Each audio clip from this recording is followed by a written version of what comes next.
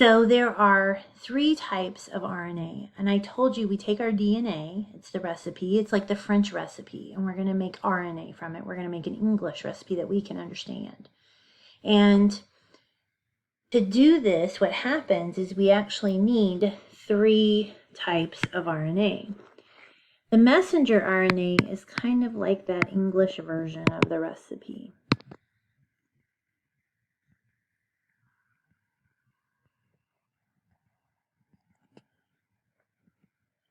This is going to have the actual instructions for a protein or a polypeptide. And it's going to carry those instructions or that recipe to the ribosomes so the ribosomes can make those proteins. Now, the ribosomes we've already talked about have their own RNA. So remember, this is made in the nucleolus. So remember, these ribosomal RNAs are made in the nucleolus, and it's going to work with this 3rd type of RNA called tRNA that are going to help read the English recipe. Okay, so you could act like the ribosomal RNA is the cook, the transfer RNA is the ingredients. That's the way we can think about it. The transfer RNAs are going to read that triplet code, all right?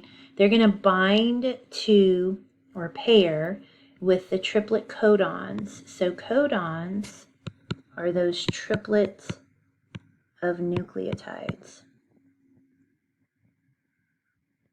So these tRNAs match up with their corresponding triplet code on the mRNA at the ribosome. And on the other end of the tRNAs, they carry an amino acid. And so there's one amino acid for each triplet. And so at this end, you start binding on amino acids as it reads the code and making a polypeptide. So you could think about this as the ingredients,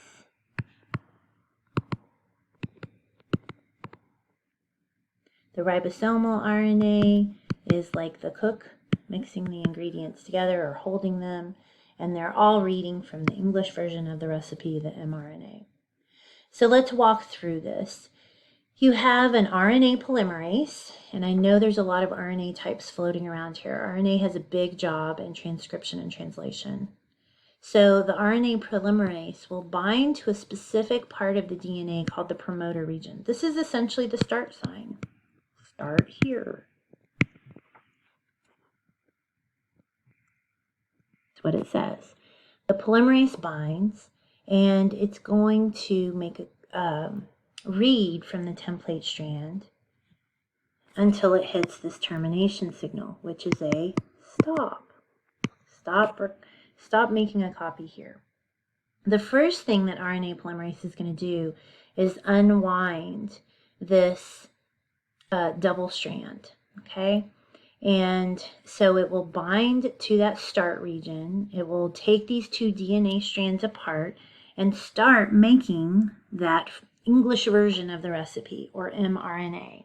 Similarly to what we saw in replication, where the strands are taken apart and there's a copy made.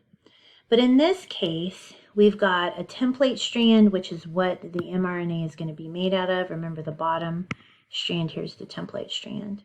And then you have a coding strand. Well, this mRNA, as the polymerase moves down, continues to grow. So we're copying the whole recipe. The whole recipe is from start to finish. All right, so it's going to move along the template strand and making that transcript one base at a time. And when it's done copying it, it will rewind the DNA helix back up together. And what's going on here is actually there is a copy being made of the recipe, but in mRNA form. So in English form, so to speak. So we're copying or transcribing the message here and making or taking copies of those bases. But again, it's complementary nucleotides. So in a case where we have T, you're actually going to get A. The interesting thing with RNA is that there's no T. T is replaced with U. So when you see an A on the template strand, you're going to replace it with a U. G will give us a C, and C will give us a G. So the mRNA is a complementary strand of the template strand of DNA. And then at the very end, in termination, the polymerase lets go, and you have your mRNA transcript.